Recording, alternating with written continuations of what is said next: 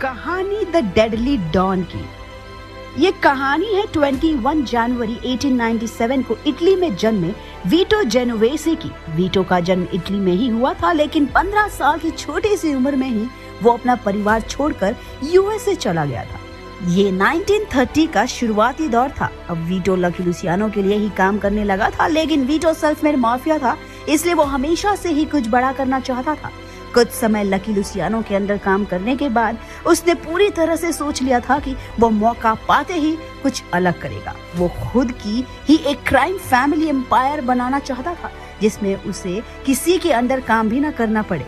वो मौके की तलाश में था और लकी ने उसका साथ दे दिया। एक मर्डर केस के चलते लकी लुसियानो को 30 साल की जेल हो जाती है और वीटो को भी यूएस का सिटीजनशिप मिल जाता है और वो लकी लुसियानो की गद्दी भी संभालने लगता है। लेकिन अब एफबीआई की नजर लुसियानो पर पड़ गई थी, क्योंकि वीटो को यूएस की सिटीजनशिप मिल गई थी, इसलिए अब उसके क्राइम और हिस्ट्री भी रिकॉर्ड होने लगा था।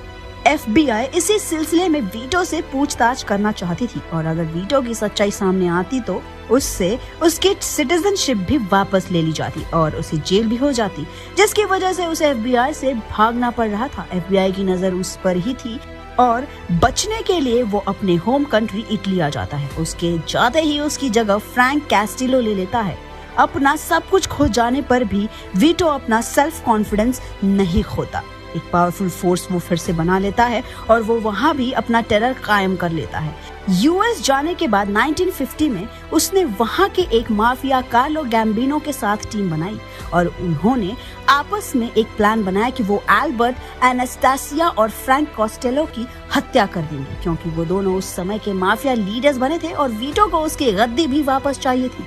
उनका एम था कि वो करंट लीडरशिप को बदल देंगे, जो कि है लुसियानो फैमिली और एनास्टासिया फैमिली की। प्लान के अकॉर्डिंग गैम्बियो एनास्टासिया फैमिली को खत्म करेगा और वीटो लुसियानो फैमिली को, और मारने के बाद वो खुद की एक फैमिली बनाएंगे। 1957 में एनास्टासिया मारा गया और कॉस्लो वहां से भाग गया, जिसके बाद यूएस में दो नई फैमिलीज गैम्बिनो फैमिली और जेनोवेसे फैमिली का जन्म होता है। लेकिन 1958 में वीटो के ऊपर नारकोटिक्स चार्जेस लग जाते हैं, जिसकी वजह से वीटो को 10 साल की जेल हो जाती है। वीटो के जेल जाने के बाद उसकी फैमिली को गैम्बिनो संभालने लगा, लेकिन जब वो जेल में अपनी सजा काट रहा था तभी उसे एक बीमारी हो जाती है और 1969 में उसकी मौत हो जाती है।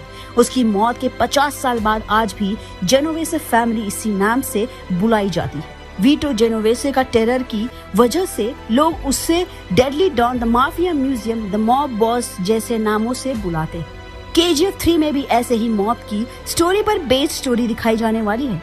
तो आज की हमारी कहानी यहीं खत्म होती है। आपको ये कहानी कैसी लगी हमें कमेंट बॉक्स में अपना आंसर देना ना भूलिएगा।